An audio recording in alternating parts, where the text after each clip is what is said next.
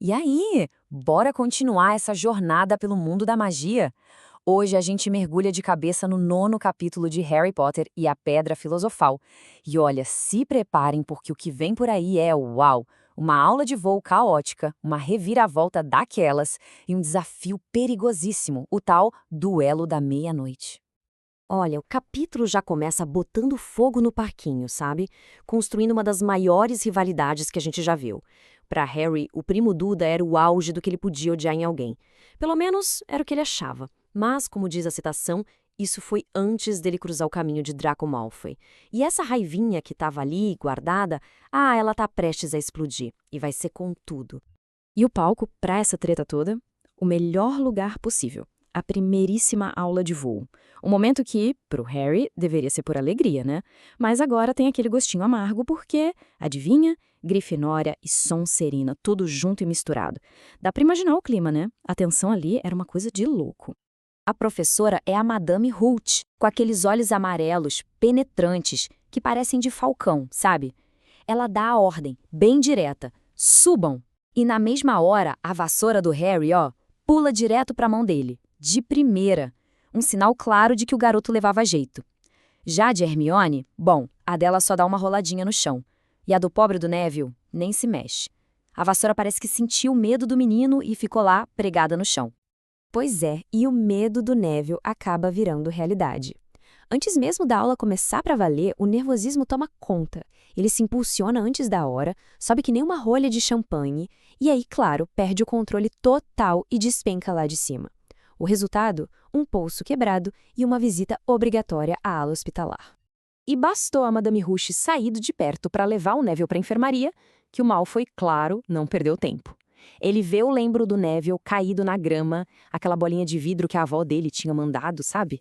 Com aquele sorriso de deboche no rosto, ele pega o objeto e provoca o Harry, gritando: "Vem pegar, Potter!", usando a humilhação do Neville como isca, né?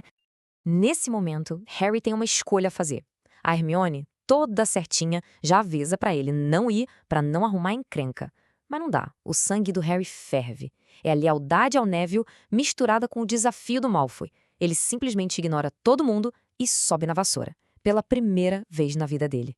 O Malfoy, que não esperava por essa, joga o lembrol lá pro alto e grita: "Pega se for capaz". E o que acontece em seguida, gente, é puro instinto, puro talento. O Harry se inclina para frente e simplesmente mergulha. É uma queda vertiginosa de uns 50 pés, mais ou menos 15 metros, atrás daquela bolinha de vidro.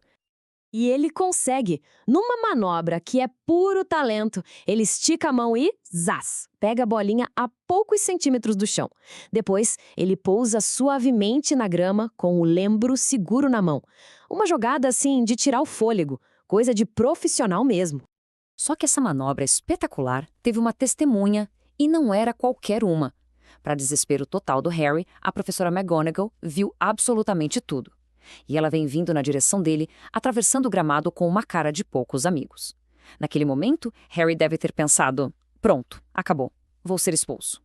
O coração do Harry gela. As palavras da McGonagall, que mal consegue falar de tão chocada, soam como uma sentença. Nunca, em todo o meu tempo em Hogwarts, Potter, venha comigo, agora. Enquanto ele segue a professora para dentro do castelo, a única coisa que passa na cabeça dele é: fui expulso. Mas aí acontece uma das maiores reviravoltas que você pode imaginar. Harry estava esperando a expulsão, o castigo, a desgraça. E o que ele ganha? Ele vira um novo apanhador do time de quadribol da Grifinória. A McGonagall, em vez de puni-lo, o apresenta ao capitão do time, o Olivia Wood. Ela não viu um aluno quebrando regras. Ela viu um talento puro, um talento que ela não via há muito tempo. E ainda tem mais. Num momento bem emocionante, a McGonagall revela uma conexão com o passado do Harry. Ela conta que o pai dele, Tiago, também tinha sido um excelente jogador de quadribol. Ela até abre um raro sorriso ao falar isso, antes de avisar que ele vai ter que treinar muito. E manter tudo em segredo, claro. Afinal, ele se tornou o jogador mais jovem a entrar para o time de uma casa em mais de um século. Claro que a notícia de que Harry virou um novo apanhador se espalha como fogo, e a inveja do Malfoy explode. Inconformado, ele não consegue aceitar que o rival se deu bem. Então ele parte para outra. Desafia o Harry para um duelo de bruxos. O local? A sala de troféus. O horário? meia-noite em ponto. Na mesma hora, o Rony, como bom amigo que é, se voluntaria para ser o segundo do Harry. E o que diabos é um segundo? Bom, o Rony explica com uma calma que chega a ser engraçada. É a pessoa que assume o duelo se você morrer.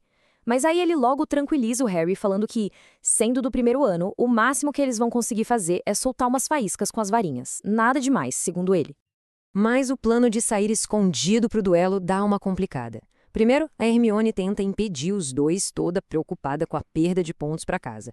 No meio da confusão, ela acaba ficando trancada do lado de fora da sala comunal. E como se não bastassem, eles ainda dão de cara com o Neville, dormindo no corredor porque esqueceu a senha. De repente, a duplinha virou um quarteto fora da cama depois do toque de recolher. Quando eles finalmente chegam na sala de troféus, uma surpresa. Ela está vazia. Ninguém. Nem sinal do Malfoy. Em vez disso, o que eles ouvem é a voz do zelador, o Argo Filch, se aproximando com a sua gata, a Madame Nora. Aí a ficha cai. Era uma armadilha. O Malfoy nunca teve a intenção de duelar, ele só os dedurou pro Filch.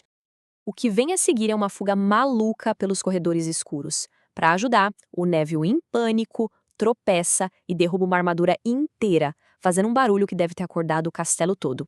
E para piorar, eles dão de cara com o Pirraça, o Poltergeist, que, claro, começa a gritar e a chamar a atenção do Filch. A situação vai de mal a pior. Eles correm tanto que acabam num corredor sem saída com uma porta trancada. Os passos do Filch estão cada vez mais próximos. Parece que não tem mais para onde ir. Mas é aí que a Hermione age. Rápida, ela pega a varinha, aponta para a fechadura e sussurra o feitiço. Alô, Romora. E a porta se abre. Eles entram todos de uma vez e fecham a porta, finalmente a salvo do Filch.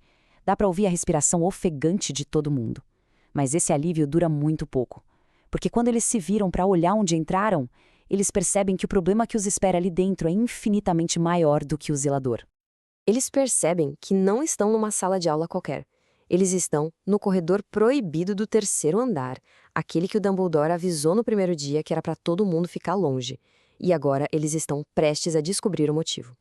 Bem na frente deles, ocupando todo o espaço, está um cão gigantesco, com 3 cabeças. Isso mesmo, 3 cabeças. 6 olhos malucos olhando para eles, 3 narizes farejando o ar e 3 bocas babando, com dentes que parecem facas. E o rosnado que sai daquele monstro é a coisa mais assustadora que eles já ouviram. Depois de fugirem dali mais rápido do que um raio, de volta à segurança da sala comunal da Grifinória, ofegantes, é Hermione que, mesmo irritada, aponta um detalhe importantíssimo, algo que no meio do pânico passou despercebido por todo mundo. Aquele cão monstruoso não estava simplesmente parado no chão. Ele estava em cima de um alçapão. Aquela criatura gigantesca estava, na verdade, guardando alguma coisa. E aí a cabeça do Harry começa a juntar as peças. Ele lembra do pacotinho que o Hagrid pegou em Gringotts, no cofre 713. E a gente termina o capítulo com essa pergunta no ar. Será que o que quer que estivesse naquele pacote é o que agora está sendo guardado por um cão de 3 cabeças em Hogwarts?